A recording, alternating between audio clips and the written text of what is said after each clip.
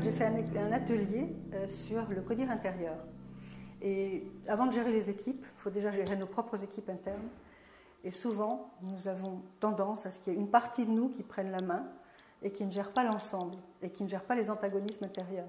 Donc là, il y avait une personne, par exemple, qui voulait obtenir le pouvoir et la légitimité de son patron, mais qui en même temps se montrait plutôt un expert, un commercial, un gentil personnage, et qui ne se positionnait pas comme DG. Et il avait oublié que pour recevoir la légitimité et le pouvoir, il faut aussi que lui, il agisse comme un DG.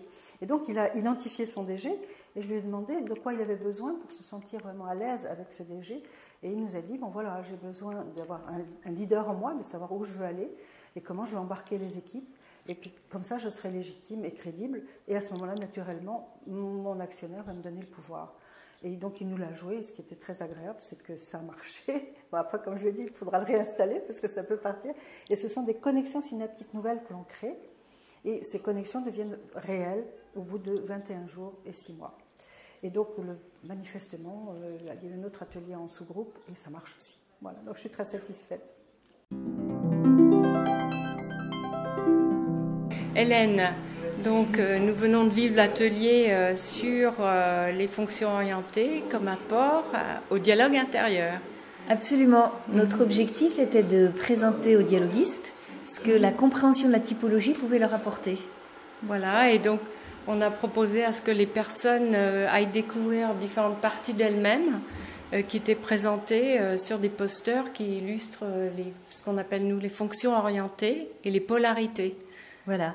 L'objectif et l'organisation de cette session, c'était de vivre ce que l'on préconise. Donc ça a été un atelier très très participatif. Oui, très vivant. Voilà. Merci. Alors mon atelier a consisté à partager une approche du voice dialogue où on utilise les symptômes corporels pour aller interroger l'inconscient corporel, pour aller trouver la sous-personnalité reniée qui appelle au travers de ce symptôme. Et donc mon atelier a consisté à faire l'expérience avec le groupe, avec une personne, pour trouver le symbole que l'inconscient envoyait au travers de ce symptôme et aller trouver la sous-personnalité qui se cachait derrière.